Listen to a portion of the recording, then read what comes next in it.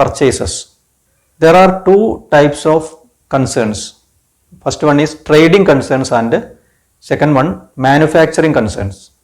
Trading concern means buying and selling of goods. Manufacturing concern means buying raw materials and producing finished goods and then selling the finished goods to customers. In the case of a trading concern, the term purchases is used when we purchase goods that are meant for resale. ഒരു trading കൺസേണിൽ എപ്പോഴാണ് നമ്മൾ purchases എന്ന് പറയുന്ന term use ചെയ്യുന്നത്?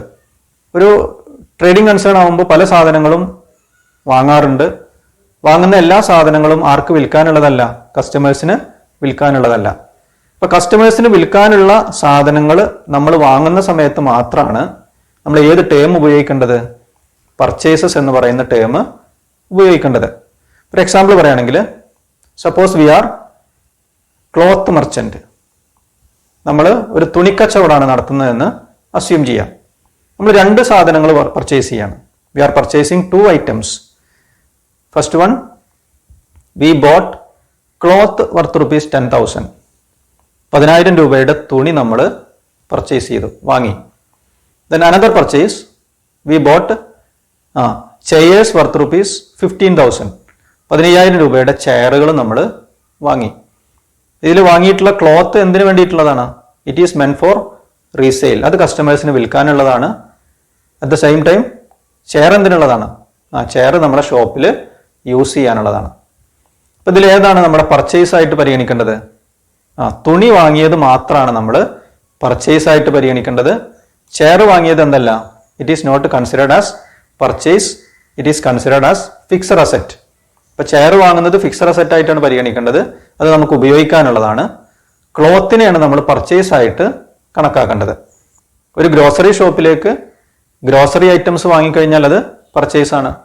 ഒരു vegetable ഷോപ്പാണെങ്കിൽ അവിടെ vegetables purchase ചെയ്ത് കഴിഞ്ഞാൽ അതും പർച്ചേസ് ആയിട്ട് നമുക്ക് പരിഗണിക്കാം. പക്ഷെ ഇത്തരം സ്ഥാപനങ്ങളൊക്കെ ഏതെങ്കിലും തരത്തിലുള്ള ഫിക്സഡ് അസറ്റുകൾ വാങ്ങുകയാണെങ്കിൽ അതിനെ നമ്മൾ ഏതിൽ ഉൾപ്പെടുത്താൻ പാടില്ല? പർച്ചേസസ് എന്ന് പറയുന്ന ടേമിൽ ഉൾപ്പെടുത്താൻ പാടില്ല. In the case of a manufacturing concern, the term purchases is used when we purchase raw materials and that raw materials are used for production of finished goods and that finished goods is meant for resale. ഒരു manufacturing concern ആണെങ്കിൽ അവിടെ നമ്മൾ raw materials ആണ് purchase ചെയ്യുന്നത്, raw materials ആണ് വാങ്ങുന്നത്. ആ raw materials ഉപയോഗിച്ചാണ് നമ്മൾ ഫിനിഷ്ഡ് ഗുഡ്സ് പ്രൊഡ്യൂസ് ചെയ്യുന്നത്. ആ ഫിനിഷ്ഡ് ഗുഡ്സ് ആണ് നമ്മൾ ആർക്ക് കൊടുക്കുന്നത്? കസ്റ്റമേഴ്സിന് കൊടുക്കുന്നത്. അപ്പോൾ ഒരു മാനുഫാക്ചറിംഗ് കൺസേണിൽ പർച്ചേസസ് എന്ന് പറയുമ്പോൾ നമ്മൾ ഉൾപ്പെടുത്തേണ്ടത് ഏതാണ്? റോ മെറ്റീരിയൽസ് പർച്ചേസ് ചെയ്യുന്നതാണ്. ഒരു എക്സാമ്പിൾ പറയുകയാണെങ്കിൽ, we are running a textile factory. നമ്മൾ രണ്ട് സാധനങ്ങൾ പർച്ചേസ് ചെയ്യാണ്. ഫസ്റ്റ് നമ്മൾ പർച്ചേസ് ചെയ്തത് കോട്ടൺ വർത്ത് റുപ്പീസ് 50,000. 50,000 രൂപയുടെ കോട്ടൺ നമ്മൾ പർച്ചേസ് ചെയ്തു. It is the raw materials. And then we purchased machinery worth rupees 1 lakh. 1,00,000 രൂപയുടെ മെഷീനറി നമ്മൾ പർച്ചേസ് ചെയ്തിട്ടുണ്ട്. ഇതിൽ ഏത് പർച്ചേസിനെയാണ് നമ്മൾ പർച്ചേസ് എന്ന് കണക്കാക്കേണ്ടത്? The cotton purchase is considered as purchase and machinery purchase is considered as fixed asset. ഇപ്പൊ cotton എന്ന് പറയുന്നത് റോ മെറ്റീരിയൽ ആണ്. റോ മെറ്റീരിയൽ വാങ്ങിയതിനെ നമുക്ക് പർച്ചേസ് എന്ന് പറയുന്ന ടേമിൽ ഉൾപ്പെടുത്താം. അതേസമയം മെഷീനറി നമ്മൾ എന്തിനാണ് ഉൾപ്പെടുത്തേണ്ടത്? ഫിക്സഡ് അസെറ്റ് ആയിട്ടാണ് കണക്കാക്കേണ്ടത്. ഒരു ടെക്സ്റ്റൈൽ ഫാക്ടറിയിലേക്ക് കോട്ടൺ പർച്ചേസ് ചെയ്യുന്നതും, ഒരു പെട്രോളിയം കമ്പനി ആണെങ്കിൽ അവിടെ ക്രൂഡ് ഓയിൽ പർച്ചേസ് ചെയ്യുന്നതും, അങ്ങനെ ഓരോ പ്രൊഡക്ഷൻ യൂണിറ്റിലേക്കും അവർക്ക് ആവശ്യമുള്ള റോ മെറ്റീരിയൽസ് പർച്ചേസ് ചെയ്യുന്നത് നമുക്ക് ഏത് ടേമിൽ ഉൾപ്പെടുത്താം? പർച്ചേസ് എന്ന് പറയുന്ന ടേമിൽ ഉൾപ്പെടുത്താം. മറ്റ് ഫിക്സഡ് അസറ്റുകൾ വാങ്ങുകയാണെങ്കിൽ അത് ഫിക്സഡ് അസറ്റ് എന്ന് നമ്മൾ പ്രത്യേകം തരംതിരിക്കണം. Then there are two types of purchases. First one is cash purchase and second one is credit purchase. നമ്മൾ നേരത്തെ ട്രാൻസാക്ഷനെ രണ്ടായിട്ട് ക്ലാസിഫൈ ചെയ്തിരുന്നു, cash transaction and credit transaction. Like that purchases are classified into two, cash purchases and credit purchases. If the amount of purchase is paid immediately at the time of purchase is called cash purchase. If the amount of purchase is paid in a future date, it is postponed to a future date, the payment is postponed to a future date, that transaction is called credit purchases. ഇപ്പോൾ ഒരു business സ്ഥാപനത്തിലേക്ക് goods വാങ്ങുന്നത് നമുക്ക് purchase ആയിട്ട് പരിഗണിക്കാം, raw materials വാങ്ങുന്നതും purchase ആയിട്ട് പരിഗണിക്കാം. അങ്ങനെ പർച്ചേസ് ചെയ്യുന്ന സമയത്ത് ഉടനെ തന്നെ നമ്മൾ പേയ്മെന്റ് നടത്തുകയാണെങ്കിൽ it is called cash purchases. Then ഉടനെ പേയ്മെന്റ് നടത്താതെ പേയ്മെന്റ് നമ്മൾ ഒരു ഫ്യൂച്ചർ ഡേറ്റിലേക്ക് മാറ്റി വെക്കുകയാണെങ്കിലോ it is called credit purchases. Then പർച്ചേസിന്റെ കൂടെ നമ്മൾ ഓർത്തു വെക്കേണ്ട മറ്റൊരു ടേമാണ് purchases returns. Purchases return means return of goods to suppliers. It may be due to damage or some other reasons. അപ്പോൾ ഒരു സപ്ലയറിൽ നിന്ന് നമ്മൾ നേരത്തെ വാങ്ങിയിട്ടുള്ള ഗുഡ്സ് അത് ഡാമേജ് ആയത് കാരണം അല്ലെങ്കിൽ മറ്റെന്തെങ്കിലും കാരണം നമ്മൾ എന്ത് ചെയ്യാണ്, അത് സപ്ലയർക്ക് തിരിച്ചു കൊടുക്കുകയാണെങ്കിൽ it is called purchases returns. When purchased goods are return to suppliers it is called purchases returns or return outward. അങ്ങനെ സാധനങ്ങൾ സപ്ലയേഴ്സിന് തിരിച്ചു കൊടുക്കുമ്പോൾ അതിന് പറയുന്ന മറ്റൊരു പേരാണ് return outwards. Next we are going to discuss an important term, sales. It is the total revenue earned by a business. It is the total revenue received by a business by selling its products or by rendering services to its customers. അപ്പോൾ sales എന്ന് പറയുന്നത് ഒരു പ്രധാനപ്പെട്ട revenue ആണ്. എന്താണ് അതിൽ വരുന്നത്? സാധനങ്ങൾ വിൽക്കുന്നതിലൂടെ അതല്ലെങ്കിൽ സേവനങ്ങൾ കസ്റ്റമേഴ്സിന് കൊടുക്കുന്നതിലൂടെ ഒരു ബിസിനസ് സ്ഥാപനത്തിന് കിട്ടുന്ന ആ വരുമാനത്തെയാണ് നമ്മൾ സെയിൽസ് എന്ന് പറയുന്നത്. The term sales is used only for the sale of goods or services. ഇപ്പോൾ സെയിൽസ് എന്ന് പറയുമ്പോൾ ഗുഡ്സ് വിറ്റാൽ മാത്രമാണ് നമ്മൾ സെയിൽസ് എന്ന് പറയുന്നത്. ഫിക്സഡ് അസറ്റ് വിറ്റാൽ അതെന്തല്ല, അതിനെ നമ്മൾ സെയിൽസ് എന്ന് പറയില്ല. ഒരു എക്സാമ്പിൾ പറയുകയാണെങ്കിൽ സെയിൽ ഓഫ് ടോയ്. ഒരു ടോയ്സ് വിൽക്കുന്ന ഒരു സ്ഥാപനം, അവിടെ ടോയ്സ് വിറ്റ് കഴിഞ്ഞാൽ അതിന് നമുക്ക് എന്ത് പറയാം? സെയിൽസ് എന്ന് പറയാം. അതുപോലെ തന്നെ ഒരു കാർ വാഷിംഗ് അല്ലെങ്കിൽ കാർ റിപ്പയറിംഗ് ഷോപ്പിൽ അവർ നൽകുന്ന സേവനം, അതിലൂടെ അവർക്ക് കിട്ടുന്ന വരുമാനം, അതും നമുക്ക് എന്തായിട്ട് കണക്കാക്കാം? അവരുടെ സെയിൽസ് ആയിട്ട് കണക്കാക്കാം. ഇപ്പൊ സെയിൽസ് എന്ന് പറഞ്ഞാൽ സാധനങ്ങളോ സേവനങ്ങളോ കസ്റ്റമേഴ്സിന് കൊടുത്ത് അതിലൂടെ അവർക്ക് കിട്ടുന്ന വരുമാനത്തെയാണ് നമ്മൾ സെയിൽസ് എന്ന് പറയുന്നത്. Then purchase പോലെ തന്നെ there are two types of sales, cash sales and credit sales. Cash sale means if we receive cash at the time of sale of goods or at the time of providing services is called cash sales. If the amount receives only in a future date or the payment is postponed to a future date, it is called credit sales. അപ്പോൾ നമ്മളൊരു കസ്റ്റമർക്ക് സാധനങ്ങൾ കൊടുക്കുന്ന സമയത്ത് അതല്ലെങ്കിൽ ഒരു സേവനം നമ്മൾ പ്രൊവൈഡ് ചെയ്യുന്ന സമയത്ത് അതിൻ്റെ എമൗണ്ട് നമുക്ക് റിസീവ് ചെയ്യുകയാണെങ്കിൽ അതിനെ നമുക്ക് എന്ത് പറയാം? ക്യാഷ് സെയിൽസ് എന്ന് പറയാം. അതേസമയം നമുക്ക് കിട്ടേണ്ട എമൗണ്ട് ഉടനെ കിട്ടുന്നില്ല, അത് വരാൻ പോകുന്ന ഒരു ഡേറ്റിലേക്ക്, ഒരു ഫ്യൂച്ചർ ഡേറ്റിലേക്ക് ആ പേയ്മെന്റ് പോസ്റ്റ്പോൺ ചെയ്യാണ്, മാറ്റി വെക്കുകയാണെങ്കിൽ that transaction is called credit sales. Then സെയിൽസിന്റെ കൂടെ നമ്മൾ അറിഞ്ഞിരിക്കേണ്ട മറ്റൊരു ടേമാണ് sales return. Sales return means return of goods by the customers to us. നമ്മൾ ബിസിനസ് സ്ഥാപനം നടത്തുകയാണ്, നമ്മളൊരു കസ്റ്റമർക്ക് സാധനങ്ങൾ വിറ്റു, അത് ഡാമേജ് ആയ കാരണം അല്ലെങ്കിൽ ക്വാളിറ്റി കുറവുള്ളത് കാരണം അങ്ങനെ എന്തെങ്കിലും കാരണങ്ങൾ കൊണ്ട് ഒരു കസ്റ്റമർ നേരത്തെ വാങ്ങിയ സാധനം തിരിച്ചിങ്ങോട്ട് തന്നെ തരികയാണെങ്കിൽ it is termed as sales return. When goods are returned by the customers it is called sales return or return inwards. അതിന് പറയുന്ന മറ്റൊരു പേരാണ് റിട്ടേൺ ഇൻവേർഡ്. അപ്പോൾ പർച്ചേസ് ചെയ്ത സാധനങ്ങൾ തിരിച്ചു കൊടുക്കുകയാണെങ്കിൽ റിട്ടേൺ ഔട്ട്വേർഡ് ആണ്. അതേസമയം സെയിൽ ചെയ്ത സാധനം തിരിച്ചിങ്ങോട്ട് കിട്ടുകയാണെങ്കിൽ അതിന് റിട്ടേൺ ഇൻവേർഡ്സ് എന്നാണ് പറയുന്നത്. Then next term profit. Before discussing profit we must know two terms we already discussed in our previous classes: revenues and expenses. What is a revenue? Revenue is the total amount received by a business by way of selling goods or by way of rendering services to its customers. Then what is expense? Expense means it is the cost incurred while making revenue. ഇപ്പോൾ profit എന്ന് പറയുന്ന term മനസ്സിലാക്കുന്നതിന് മുമ്പ് നമ്മൾ രണ്ട് ടേമുകൾ നമുക്ക് ഓർത്തെടുക്കണം. ഏതൊക്കെയാണത്? ഒന്ന് revenue, രണ്ട് എക്സ്പെൻസസ്. റവന്യൂ എന്ന് പറഞ്ഞാൽ ഒരു ബിസിനസ് സ്ഥാപനത്തിന് സാധനങ്ങൾ വിൽക്കുന്നതിലൂടെ അതല്ലെങ്കിൽ സേവനങ്ങൾ നൽകുന്നതിലൂടെ കിട്ടുന്ന എമൗണ്ടിനെയാണ് നമ്മൾ റവന്യൂസ് എന്ന് പറയുന്നത്. വേറെയും റവന്യൂസ് ഉണ്ട്. Interest received, commission received, rent received, ഇതെല്ലാം നമുക്ക് എന്ത് പറയാം? റവന്യൂസ് എന്ന് പറയുന്ന എമൗണ്ടിൽ ഉൾപ്പെടുത്താം. അങ്ങനെ കിട്ടുന്ന റവന്യൂസും അതുപോലെ തന്നെ ഈ റവന്യൂ ഏൺ ചെയ്യുന്നതിന് വേണ്ടി പ്രവർത്തിക്കുന്ന സമയത്ത് നമുക്ക് ചില ചെലവുകൾ വരുന്നുണ്ട്. Purchases, rent paid, salary paid, wages paid, ഇങ്ങനെ കുറേ പേയ്മെന്റുകൾ നമുക്ക് കുറേ എക്സ്പെൻസുകൾ വരുന്നുണ്ട്. അപ്പോൾ നമ്മൾ ആകെ റവന്യൂ എത്രയെന്ന് കാൽക്കുലേറ്റ് ചെയ്യണം, ആകെ എക്സ്പെൻസുകൾ എത്രയെന്ന് കാൽക്കുലേറ്റ് ചെയ്യണം.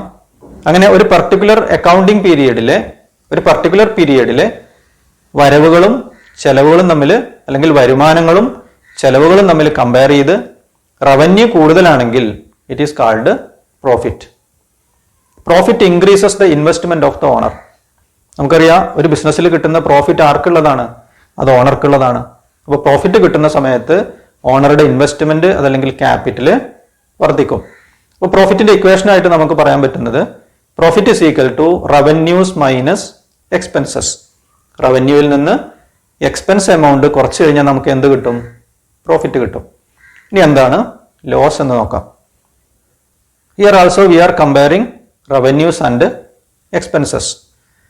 If the expenses are excess over total revenues, it is called loss. അങ്ങനെ റവന്യൂസും എക്സ്പെൻസും നമ്മൾ കമ്പയർ ചെയ്ത് നോക്കുമ്പോൾ എക്സ്പെൻസ് കൂടുതലാണ്, ചെലവ് കൂടുതലാണ്, വരുമാനം എന്താണ്? കുറവാണ്. അങ്ങനെയാണെങ്കിൽ നമുക്ക് എന്ത് പറയാം?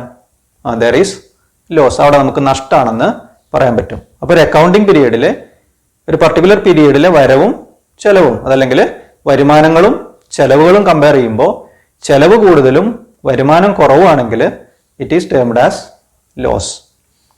Loss decreases the investment of the owner. നമ്മൾ നേരത്തെ പറഞ്ഞു പ്രോഫിറ്റ് ഇൻവെസ്റ്റ്മെന്റ് ഇൻക്രീസ് ചെയ്യുമെന്ന് പറഞ്ഞു. അതേസമയം ലോസ് ആണ് വരുന്നതെങ്കിൽ ഓണറുടെ ഇൻവെസ്റ്റ്മെന്റ് അതല്ലെങ്കിൽ ക്യാപിറ്റൽ എന്ത് ചെയ്യും?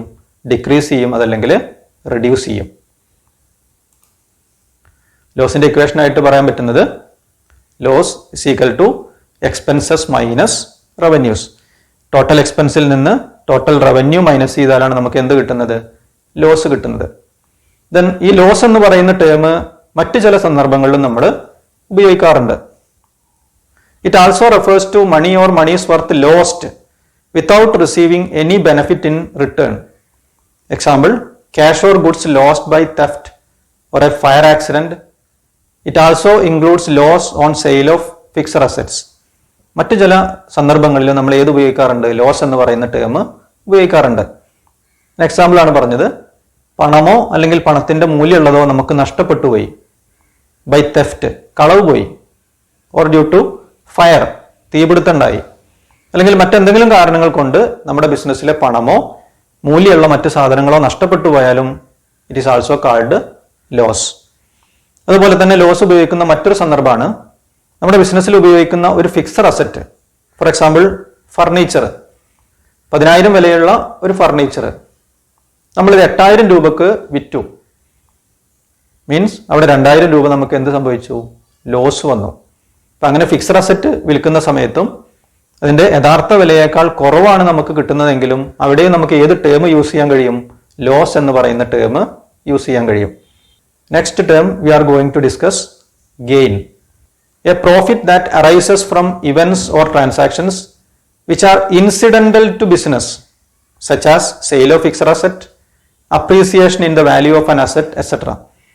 ഇനി ഗെയിൻ എന്ന് പറയുന്ന ടേം നമ്മൾ എപ്പോഴാണ് ഉപയോഗിക്കേണ്ടത്? ബിസിനസ് പ്രവർത്തനങ്ങൾക്ക് അനുബന്ധമായിട്ട് ചില പ്രവർത്തനങ്ങൾ നമ്മൾ ചെയ്യാറുണ്ട്. ഇപ്പൊ സാധനങ്ങൾ വാങ്ങലും ആ സാധനങ്ങൾ വിൽക്കലുമാണ് ബിസിനസിന്റെ മെയിൻ ആക്ടിവിറ്റി.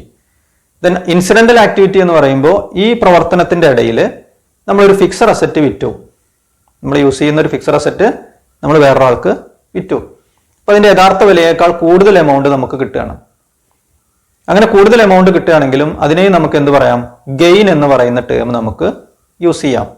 അതുപോലെ തന്നെ നമ്മളെ കൈവശമുള്ള ഏതെങ്കിലും അസറ്റ്, ഫോർ എക്സാമ്പിൾ ലാൻഡ്, നമ്മൾ നേരത്തെ വാങ്ങിയിട്ടുള്ള ലാൻഡിന്റെ വില അപ്രീസിയേഷൻ സംഭവിച്ചു, എന്ന് പറഞ്ഞാൽ വില വർദ്ധിച്ചു, ഇൻക്രീസ് ചെയ്തു. അങ്ങനെ ഒരു അസറ്റിന്റെ വില ഇൻക്രീസ് ചെയ്താലും അതിനെയും നമുക്ക് ഏത് ടേം ഉപയോഗിക്കാൻ കഴിയും? അവിടെയും നമുക്ക് ഗെയിൻ എന്ന ടേം ഉപയോഗിക്കാൻ കഴിയും. Next we are going to discuss an important term, voucher. It is also called source document. Voucher means it is a documentary evidence of a financial transaction. ഒരു ഫിനാൻഷ്യൽ ട്രാൻസാക്ഷൻ നടന്നു എന്നതിൻ്റെ ഒരു evidence ആണ്, ഒരു തെളിവായിട്ടാണ് നമ്മൾ വൗച്ചറിനെ കണക്കാക്കുന്നത്. ഏതൊരു ഫിനാൻഷ്യൽ ട്രാൻസാക്ഷൻ ആണെങ്കിലും അതിനെ സപ്പോർട്ട് ചെയ്യുന്ന ഒരു ഡോക്യുമെന്റ് നമ്മൾ തയ്യാറാക്കണം, അതല്ലെങ്കിൽ നമ്മളത് കളക്ട് ചെയ്യണം. അതിനെ സോഴ്സ് ഡോക്യുമെന്റ് എന്നും പറയാറുണ്ട്. കാരണം ഈ സോഴ്സ് ഡോക്യുമെന്റ് നോക്കിയിട്ടാണ് നമ്മൾ ട്രാൻസാക്ഷൻസ് റെക്കോർഡ് ചെയ്യാറുള്ളത്. എക്സാമ്പിൾ പറയുകയാണെങ്കിൽ, if we buy goods we get invoice or cash memo. സാധനങ്ങൾ വാങ്ങുന്ന സമയത്ത് നമുക്ക് ബില്ല് കിട്ടും, അതല്ലെങ്കിൽ ക്യാഷ് മെമ്മോ നമുക്ക് കിട്ടും. ഇനി നമ്മൾ എമൗണ്ട് പേയ്മെന്റ് നടത്തുകയാണെങ്കിലോ, നമ്മൾ ഏതൊരു സ്ഥാപനത്തിലേക്കും പേയ്മെന്റ് നടത്തുകയാണെങ്കിൽ അവർ നമുക്ക് എന്ത് തരും? ഒരു ക്യാഷ് റെസിപ്റ്റ് നമുക്ക് തരും. അപ്പോൾ നമ്മൾ ബിൽഡിംഗ് ഓണർക്ക് റെന്റ് കൊടുക്കുകയാണെങ്കിൽ അതിൻ്റെ റെന്റിന്റെ റെസിപ്റ്റ് നമ്മൾ വാങ്ങി വെക്കണം. അങ്ങനെ ഏതൊരു ട്രാൻസാക്ഷൻ ആണെങ്കിലും, ഏതൊരു ഫിനാൻഷ്യൽ ട്രാൻസാക്ഷൻ ആണെങ്കിലും അതിനൊക്കെ സപ്പോർട്ട് ചെയ്യുന്ന ഡോക്യുമെന്റ് നമ്മൾ കളക്ട് ചെയ്യണം, അതല്ലെങ്കിൽ നമ്മൾ അതിന് വേണ്ടിയിട്ടുള്ള വൗച്ചറുകൾ തയ്യാറാക്കണം. അപ്പോൾ ഇത്തരം രേഖകളെ, ഇത്തരം ഡോക്യുമെന്ററി എവിഡൻസിനെയാണ് വൗച്ചർ എന്ന് പറയുന്നത്. Goods include all the things which we purchased for the purpose of selling, and it includes all the things which are used in the production. ഇപ്പോൾ സാധനങ്ങൾ വാങ്ങി വിൽക്കുന്ന ഒരു സ്ഥാപനമാണെങ്കിൽ അങ്ങനെ കസ്റ്റമേഴ്സിന് കൊടുക്കുന്നതിന് വേണ്ടി നമ്മൾ വാങ്ങുന്ന സാധനങ്ങളൊക്കെ നമുക്ക് എന്ത് പറയാം? ഗുഡ്സ് എന്ന് പറയാം. അതുപോലെ തന്നെ ഒരു പ്രൊഡക്ഷൻ യൂണിറ്റ് ആണെങ്കിൽ, സാധനങ്ങൾ പ്രൊഡ്യൂസ് ചെയ്ത് കസ്റ്റമേഴ്സിന് കൊടുക്കുന്ന ഒരു സ്ഥാപനമാണെങ്കിൽ ആ പ്രൊഡക്ഷൻ ആവശ്യമായിട്ടുള്ള സാധനങ്ങൾ നമ്മൾ റോ മെറ്റീരിയൽസ്, അസംസ്കൃത വസ്തുക്കൾ നമ്മൾ പർച്ചേസ് ചെയ്യും. അങ്ങനെ വാങ്ങുന്ന റോ മെറ്റീരിയൽസിനെ നമുക്ക് ഏത് ടേമിൽ ഉൾപ്പെടുത്താം? ഗുഡ്സ് എന്ന് പറയുന്ന ടേമിൽ ഉൾപ്പെടുത്താം. ഒരു ഗ്രോസറി ഷോപ്പ് നടത്തുന്ന ഒരാൾ ഗ്രോസറി ഐറ്റംസ് വാങ്ങിക്കഴിഞ്ഞാൽ അത് ഗുഡ്സ് ആണ്. ഒരു വെജിറ്റബിൾ ഷോപ്പ് നടത്തുന്ന ആൾ വെജിറ്റബിൾസ് വാങ്ങിയാൽ അതെന്താണ്? അത് അയാളുടെ ഗുഡ്സ് ആണ്. ഒരു മാനുഫാക്ചറിങ് കൺസേൺ ആണെങ്കിൽ ആ മാനുഫാക്ചറിങ്ങിൽ ഉപയോഗിക്കുന്ന റോ മെറ്റീരിയൽസ് അതും അയാൾക്ക് എന്തായിട്ട് ഉൾപ്പെടുത്താൻ പറ്റും? ഗുഡ്സ് എന്ന് പറയുന്ന കാറ്റഗറിയിൽ ഉൾപ്പെടുത്താൻ പറ്റും. ഒരു എക്സാമ്പിൾ പറയുകയാണെങ്കിൽ, A furniture dealer purchases chairs and tables are termed as goods. ഒരു ഫർണിച്ചർ ഡീൽ ചെയ്യുന്ന ഒരു സ്ഥാപനം കസ്റ്റമേഴ്സിന് വിൽക്കുന്നതിന് ആവശ്യമായിട്ടുള്ള ടേബിളും ചെയറുകളൊക്കെ വാങ്ങി. അങ്ങനെ ടേബിളുകളും ചെയറുകളൊക്കെ വാങ്ങി നമുക്കത് എന്ത് പറയാം? അത് ഗുഡ്സ് ആണെന്ന് നമുക്ക് പറയാം. പക്ഷെ ഇതേ ടേബിളും ചെയറും മറ്റ് സ്ഥാപനങ്ങളാണ് വാങ്ങുന്നതെങ്കിലോ, ഒരു എക്സാമ്പിൾ പറയുകയാണെങ്കിൽ ഒരു റെസ്റ്റോറൻറ്റിൽ ചെയറും ടേബിളും വാങ്ങിക്കഴിഞ്ഞാൽ അത് അവർക്ക് ഗുഡ്സ് ആണെന്ന് പറയാൻ പറ്റുമോ? ഇല്ല. അതിനെന്ത് പറയണം? അതിനവർ അസറ്റ് എന്നാണ് പറയുന്നത്. അപ്പോൾ ഒരു ഫർണിച്ചർ ഷോപ്പിലേക്ക് ഫർണിച്ചർ വാങ്ങിക്കഴിഞ്ഞാൽ അത് രണ്ടായിട്ട് കണക്കാക്കണം. എങ്ങനെയാണ്? അവർ യൂസ് ചെയ്യുന്ന ഫർണിച്ചറുകളെ അസറ്റായിട്ട് കണക്കാക്കണം. ദെൻ കസ്റ്റമേഴ്സിന് വിൽക്കാൻ വേണ്ടി വാങ്ങിയിട്ടുള്ള ഫർണിച്ചറുകളെ ഗുഡ്സ് ആയിട്ടും കണക്കാക്കണം. ഇപ്പോൾ ഫർണിച്ചറുകൾ മറ്റേത് സ്ഥാപനങ്ങൾ വാങ്ങുകയാണെങ്കിലും അത് അവർക്ക് ഉപയോഗിക്കാനുള്ളതാണ്. അപ്പോൾ മറ്റുള്ള ഏത് സ്ഥാപനങ്ങളാണെങ്കിലും അവിടെ ഫർണിച്ചറിനെ എന്തായിട്ടാണ് കണക്കാക്കേണ്ടത്? അസറ്റ് ആയിട്ടാണ് കണക്കാക്കേണ്ടത്. ഇനി എന്താണ് സ്റ്റോക്ക് എന്ന് നോക്കാം. In a trading concern, the stock or inventory includes the value of those goods which are purchased for reselling and which are laying unsold. ഒരു ട്രേഡിംഗ് കൺസേൺ ആണെങ്കിൽ നിരന്തരം അവർ സാധനങ്ങൾ പർച്ചേസ് ചെയ്യും. ദെൻ ഈ വാങ്ങിയ സാധനങ്ങൾ ആർക്ക് വിൽക്കും? കസ്റ്റമേഴ്സിന് വിൽക്കും. അപ്പോൾ കസ്റ്റമേഴ്സിന്റെ ആവശ്യാനുസരണം സാധനങ്ങൾ വിൽക്കുന്നതിന് വേണ്ടി കുറേ അധികം സാധനങ്ങൾ ആര് ശേഖരിച്ചു വെക്കും? ഒരു ട്രേഡർ ശേഖരിച്ചു വെക്കും. ഗോഡൌണിൽ ശേഖരിച്ചു വെക്കും, അതല്ലെങ്കിൽ അയാളുടെ ഷോറൂമിൽ തന്നെ കുറേ അധികം സാധനങ്ങൾ അയാൾ ശേഖരിച്ചു വെക്കും. അങ്ങനെ വിൽക്കാതെ നമ്മുടെ സ്ഥാപനത്തിലുള്ള സ്റ്റോർ റൂമിലോ അതല്ലെങ്കിൽ ഗോഡൌണിലോ അതല്ലെങ്കിൽ ഷോറൂമിലോ ശേഖരിച്ചു വെച്ചിട്ടുള്ള സാധനങ്ങളെ നമുക്ക് എന്ത് പറയാം? ആ ബിസിനസ് സ്ഥാപനത്തിന്റെ സ്റ്റോക്ക് ആണെന്ന് നമുക്ക് പറയാം. Means the purchased goods lying unsold. വാങ്ങിയ സാധനങ്ങളാണ്, കസ്റ്റമേഴ്സിന് നാളെ അല്ലെങ്കിൽ അടുത്ത ദിവസം വിൽക്കാനുള്ളതാണ്. അങ്ങനെ നമ്മുടെ സ്ഥാപനത്തിലുള്ള ആ ഗുഡ്സിനെ നമുക്ക് ഒരുമിച്ച് എന്ത് പറയാം? സ്റ്റോക്ക് എന്ന് പറയാം. In case of a manufacturing concern, the stock or inventory includes raw materials, semi-finished goods and finished goods. ഇനി ഒരു മാനുഫാക്ചറിങ് കൺസേൺ നമ്മൾ പരിഗണിക്കുകയാണെങ്കിൽ അവിടുത്തെ സ്റ്റോക്ക് അതല്ലെങ്കിൽ ഇൻവെന്ററി എന്ന് പറയുന്നത് പല രൂപത്തിലാണ് അവിടെ ഇൻവെന്ററി നമുക്ക് അല്ലെങ്കിൽ സ്റ്റോക്ക് നമുക്ക് കാണാൻ കഴിയുന്നത്. അപ്പോൾ ഒരു പ്രൊഡക്ഷൻ യൂണിറ്റ് ആണെങ്കിൽ അവിടെ അവർ റോ മെറ്റീരിയൽസ് പർച്ചേസ് ചെയ്യും. ദെൻ ആ റോ മെറ്റീരിയൽസ് ഉപയോഗിച്ച് അവർ പ്രൊഡക്ഷൻ സ്റ്റാർട്ട് ചെയ്യും. ദെൻ ആ പ്രൊഡക്ഷൻ അവസാനിക്കുമ്പോഴാണ് അത് എന്തായിട്ട് മാറുന്നത്? ഫിനിഷ്ഡ് ഗുഡ്സ് ആയിട്ട് മാറുന്നത്. എന്നാൽ റോ മെറ്റീരിയൽസിൽ നിന്ന് മാറി ഫിനിഷ്ഡ് ഗുഡ്സിലേക്ക് എത്തുന്നത് വരെ നമ്മൾ ആ ഗുഡ്സിന് എന്താണ് പറയേണ്ടത്? സെമി ഫിനിഷ്ഡ് ഗുഡ്സ് എന്നാണ് പറയേണ്ടത്. അപ്പോൾ ഒരു പ്രൊഡക്ഷൻ യൂണിറ്റിൽ സ്റ്റോക്ക് അല്ലെങ്കിൽ ഇൻവെന്ററി എന്ന് പറഞ്ഞാൽ അതിൽ റോ മെറ്റീരിയൽസിന്റെ സ്റ്റോക്ക് വരും, ദെൻ സെമി ഫിനിഷ്ഡ് ഗുഡ്സിന്റെ സ്റ്റോക്ക് വരും, അതുപോലെ തന്നെ ഫിനിഷ്ഡ് ഗുഡ്സിന്റെ സ്റ്റോക്ക് വരും. ഒരു കാർ പ്രൊഡ്യൂസ് ചെയ്യുന്ന കമ്പനി ആണെങ്കിൽ കാർ പ്രൊഡ്യൂസ് ചെയ്യാൻ ആവശ്യമായിട്ടുള്ള റോ മെറ്റീരിയൽസിന്റെ സ്റ്റോക്ക് അവിടെ ഉണ്ടാവും. ദെൻ പ്രൊഡക്ഷൻ തുടങ്ങിയിട്ടുള്ള കുറെ കാറുകൾ അവിടെ ഉണ്ടാവും, സെമി ഫിനിഷ്ഡ് കാറുകൾ, ദെൻ ഫിനിഷ്ഡ് ആയിട്ടുള്ള കാറുകളും അവിടെ ലഭ്യമാണ്. ഇതൊക്കെ നമുക്ക് എന്തിൽ ഉൾപ്പെടുത്താം? സ്റ്റോക്ക് എന്ന് പറയുന്ന ടേമിൽ ഉൾപ്പെടുത്താം. Then there are 2 types of stock. നമ്മൾ സ്റ്റോക്കിനെ ഓരോ സമയത്തും പറയുന്ന പേര് വ്യത്യസ്തമാണ്. 2 തരം സ്റ്റോക്കുകളാണുള്ളത്. ഒന്ന് opening stock and second one closing stock. Stock at the beginning of A financial year is called opening stock. Stock at the end of A financial year is called closing stock. ഒരു accounting പീരീഡിന്റെ തുടക്കത്തിലുള്ള സ്റ്റോക്കിനെ നമുക്ക് ആ accounting പീരീഡിലെ opening stock ആണെന്ന് പറയാം. ഒരു accounting period അവസാനിക്കുന്ന ദിവസത്തെ സ്റ്റോക്കിനെ നമുക്ക് എന്ത് പറയാം? ക്ലോസിംഗ് സ്റ്റോക്ക് എന്ന് പറയാം. ഒരു ദിവസം എടുത്ത് പരിശോധിക്കുകയാണെങ്കിൽ രാവിലെയുള്ള സ്റ്റോക്കിനെ നമുക്ക് ആ ദിവസത്തെ ഓപ്പണിംഗ് സ്റ്റോക്ക് എന്ന് പറയാം. ദെൻ അന്ന് വൈകിട്ടുള്ള സ്റ്റോക്കിനെ എന്ത് പറയാം? ആ ദിവസത്തെ ക്ലോസിംഗ് സ്റ്റോക്ക് എന്ന് പറയാം. അതുപോലെ ജനുവരി മാസത്തെ സ്റ്റോക്കിനെ കുറിച്ച് പറയുകയാണെങ്കിൽ ജനുവരി 1-ാം തീയതിയിലെ സ്റ്റോക്കിനെ ജനുവരി മാസത്തെ ഓപ്പണിംഗ് സ്റ്റോക്ക് എന്ന് പറയാം. ജനുവരി 31-ാം തീയതിയിലെ സ്റ്റോക്കിനെ ജനുവരി മാസത്തെ ക്ലോസിംഗ് സ്റ്റോക്ക് എന്നും പറയാം. The value of stock lying unsold at the beginning of an accounting period is called opening stock. The value of stock lying unsold at the end of the accounting period is called closing stock. ഇപ്പോൾ നമ്മുടെ accounting period ജനുവരി 1-ാം തീയതി തുടങ്ങി December 31-ാം തീയതിയാണ് അവസാനിക്കുന്നതെങ്കിൽ ജനുവരി 1-ാം തീയതിയിലെ stock opening സ്റ്റോക്കാണ്. December 31-ലെ സ്റ്റോക്കിനെ നമ്മൾ closing stock എന്നാണ് പറയുന്നത്. Then what is discount? Discount നമ്മൾ സാധാരണ എപ്പോഴും ഉപയോഗിക്കുന്ന ഒരു ടേമാണ്. സാധനങ്ങൾ വാങ്ങുന്ന സമയത്ത് യൂസ് ചെയ്യുന്ന ഒരു ടേമാണ് discount. Discount is the deduction in the price of the goods sold. സാധനങ്ങൾ വിൽക്കുന്ന സമയത്ത് അതിന്റെ വിലയിൽ ഒരു കച്ചവടക്കാരൻ നൽകുന്ന കിഴിവിനെയാണ് എന്ത് പറയുന്നത്? ഡിസ്കൗണ്ട് എന്ന് പറയുന്നത്. ഡിസ്കൗണ്ട് പ്രധാനമായിട്ടും 2 തരത്തിലാണ് ഓഫർ ചെയ്യാറുള്ളത്. ഒന്ന് ട്രേഡ് ഡിസ്കൗണ്ട്, 2 ക്യാഷ് ഡിസ്കൗണ്ട്. ഇനി എന്താണ് ട്രേഡ് ഡിസ്കൗണ്ട്, എന്താണ് ക്യാഷ് ഡിസ്കൗണ്ട് എന്ന് നമുക്ക് നോക്കാം. ആദ്യം ട്രേഡ് ഡിസ്കൗണ്ട് എന്താണെന്ന് നോക്കാം. Trade discount is a discount allowed by the seller to the buyer at the time of sales. It is calculated on the basis of the catalogue price or list price. ഒരു സാധനം വാങ്ങുന്ന സമയത്ത് അല്ലെങ്കിൽ ഒരു സാധനം വിൽക്കുന്ന സമയത്ത് സെല്ലർ കസ്റ്റമർക്ക് കൊടുക്കുന്ന ഒരു കിഴിവിനെയാണ് ട്രേഡ് ഡിസ്കൗണ്ട് എന്ന് പറയുന്നത്. ട്രേഡ് ഡിസ്കൗണ്ട് സാധാരണയായിട്ട് കാൽക്കുലേറ്റ് ചെയ്യുന്നത് അതിന്റെ ലിസ്റ്റ് പ്രൈസ് അല്ലെങ്കിൽ കാറ്റലോഗ് പ്രൈസിൽ നിന്ന് ഒരു ഫിക്സഡ് പെർസെൻറ്റേജ് കുറച്ചു കൊടുക്കുന്ന രീതിയാണ് ട്രേഡ് ഡിസ്കൗണ്ട് എന്നുകൊണ്ട് ഉദ്ദേശിക്കുന്നത്. ഫോർ എക്സാമ്പിൾ പറയുകയാണെങ്കിൽ സേവ് 10%, 20% സ്പെഷ്യൽ ഓഫർ. ഇപ്പോൾ നമ്മൾ വാങ്ങുന്ന പ്രൊഡക്റ്റിൽ അതിന്റെ ലിസ്റ്റ് പ്രൈസ് എത്രയാണോ ആ പ്രൈസിൽ നിന്ന് 20% അല്ലെങ്കിൽ 10% നമുക്ക് എന്ത് ചെയ്യുന്നു? കിഴിവ് തരുന്നു. അങ്ങനെ സാധനങ്ങൾ വിൽക്കുന്ന സമയത്ത് കിട്ടുന്ന കിഴിവിനെ അല്ലെങ്കിൽ സാധനങ്ങൾ വിൽക്കുന്ന സമയത്ത് നമ്മൾ കൊടുക്കുന്ന ഡിസ്കൗണ്ടിനെയാണ് ട്രേഡ് ഡിസ്കൗണ്ട് എന്ന് പറയുന്നത്. Then what is cash discount?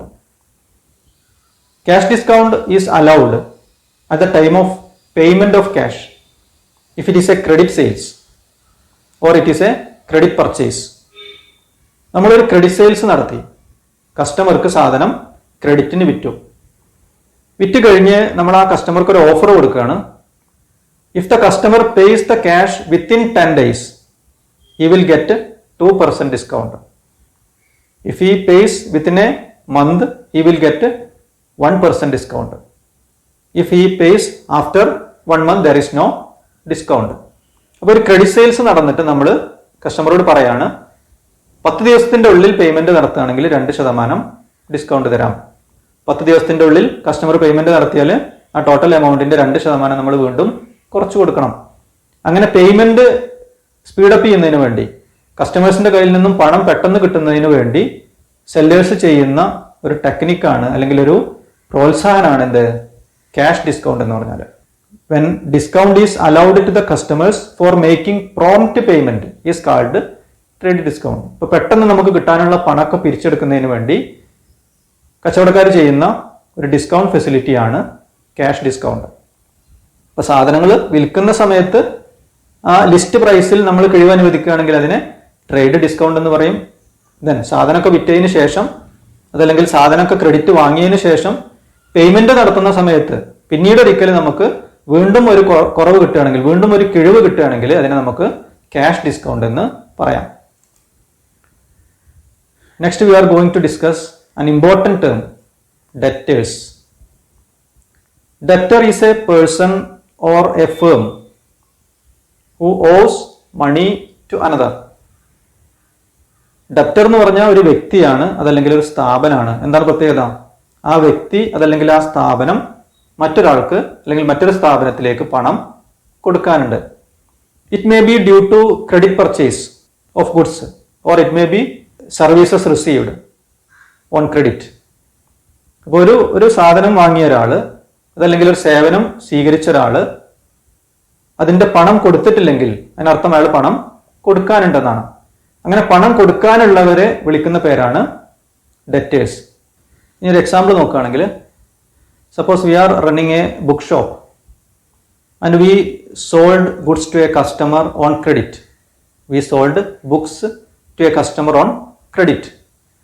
നമ്മളൊരു ബുക്ക് ഷോപ്പാണ് നടത്തുന്നത്.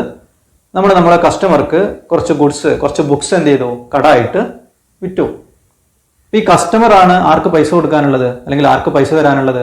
നമുക്ക് പൈസ തരാനുള്ളത്. The person who owes money to another is called debtor or the firm who owes money to another is called debtor. ഈ ട്രാൻസാക്ഷനിൽ ആരാണ് ഡെപ്റ്റർ? കസ്റ്റമർ ആണ് debtor. Customer is the debtor. കാരണം എന്താണ്? കസ്റ്റമർ നമ്മളെ കയ്യിൽ നിന്ന് കടമായിട്ട് സാധനങ്ങൾ വാങ്ങിയിട്ടുണ്ട്, കസ്റ്റമർ നമുക്ക് പണം തരാനുണ്ട്. അപ്പൊ നമുക്ക് കസ്റ്റമർ എന്ത് വിളിക്കാം? ഡെപ്റ്റർ എന്ന് വിളിക്കാം. ഏതുവരെ? അയാൾ ആ പണം തരുന്നത് വരെ കസ്റ്റമർ നമുക്കൊരു ഡെപ്റ്റർ ആണ്. The total amount standing against such persons or firms on the closing date is shown in the balance sheet as sundry debtors on asset side. നേരത്തെ നമ്മൾ അസറ്റ് എന്താണെന്ന് നമ്മൾ നേരത്തെ പഠിച്ചു. എന്താണ് അസറ്റ് എന്ന് പറഞ്ഞാൽ?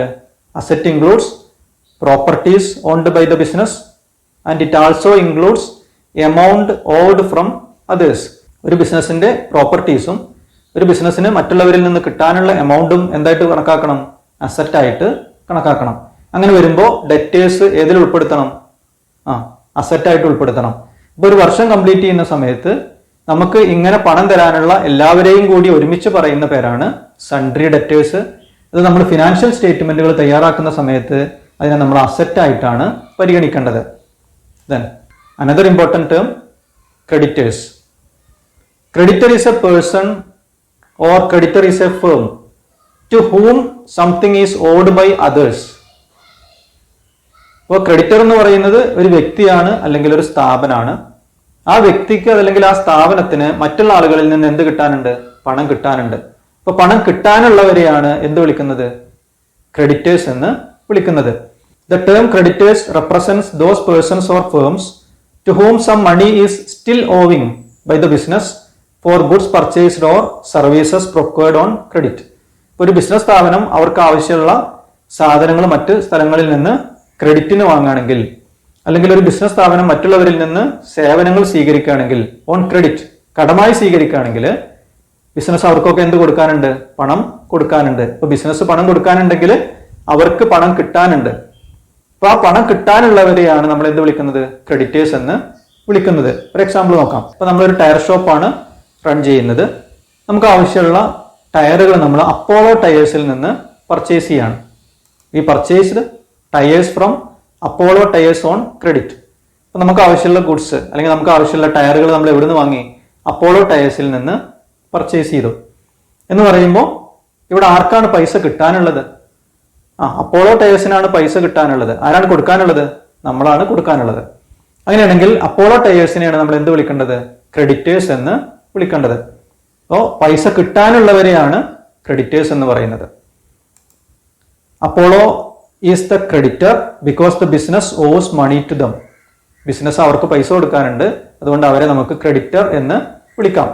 The total amount standing to the favour of such persons or firms on the closing date is shown in the balance sheet as sundry creditors on the liability side. ഒരു financial year close ചെയ്യുന്ന സമയത്ത് ഇത്തരത്തിൽ നമ്മൾ പൈസ കൊടുക്കാനുള്ള ആളുകളെയും സ്ഥാപനങ്ങളെയും ഒരുമിച്ച് നമ്മൾ പറയുന്ന പേരാണ് സൺഡ്രി ക്രെഡിറ്റേഴ്സ്. ആ സൺഡ്രി ക്രെഡിറ്റേഴ്സ് നമ്മൾ ഫിനാൻഷ്യൽ സ്റ്റേറ്റ്മെന്റുകൾ തയ്യാറാക്കുന്ന സമയത്ത് അത് ലയബിലിറ്റി ആയിട്ടാണ് പരിഗണിക്കേണ്ടത്. ഡെറ്റേഴ്സ്, ക്രെഡിറ്റേഴ്സ് എന്ന് പറയുന്നത് പ്രധാനപ്പെട്ട ടേംസ് ആണ്. അതുകൊണ്ട് ഒരു എക്സാമ്പിൾ കൂടി നമുക്ക് പരിചയപ്പെടാം, ഇത് തമ്മിലൊന്ന് കമ്പയർ ചെയ്യാം. There are two entities. ഇവിടെ രണ്ട് വ്യക്തികളുണ്ട്, ഒന്ന് സുനിൽ, മറ്റൊന്ന് Shameer. Then Shameer sold goods on credit for ₹10,000. Shameer 10,000 രൂപയുടെ ഗുഡ്സ് ആർക്ക് വിറ്റു? സുനിലിന് വിറ്റു. 10,000 രൂപയുടെ ഗുഡ്സ് ഷമീർ സുനിലിന് വിറ്റു. ദെൻ സുനിൽ എന്ത് ചെയ്തു? Sunil purchased goods from Shameer for ₹10,000 on credit. അപ്പൊ സുനിലാണ് സാധനങ്ങൾ വാങ്ങിയത്, ഷമീറാണ് സാധനങ്ങൾ വിറ്റത്. ഇവിടെ ആരാണ് കസ്റ്റമർ? ആരാണ്? സാധനം വാങ്ങിയവരെയാണ് നമ്മൾ കസ്റ്റമർ എന്ന് പറയുന്നത്. അതുകൊണ്ട് സുനിലാണ് കസ്റ്റമർ. ദെൻ ആരാണ് സാധനം വിറ്റത്? സാധനം വിറ്റത് ഷമീറാണ്. ഷമീറിനെ നമ്മൾ വിളിക്കുന്ന പേരാണ് സപ്ലയർ. ദെൻ ഇവിടെ കസ്റ്റമർ ആയിട്ടുള്ള സുനിൽ ആർക്ക് പേയ്മെന്റ് നടത്താനുണ്ട്? ഷമീറിന് പേയ്മെന്റ് നടത്താനുണ്ട്. എന്ത് വകയിലാണ്? 10,000 രൂപയുടെ ഗുഡ്സ് അയാൾ കടമായിട്ട് വാങ്ങിയിട്ടുണ്ട്. ഇനി ഇവിടെ ആരാണ് ഡെപ്റ്റർ, ആരാണ് ക്രെഡിറ്റർ?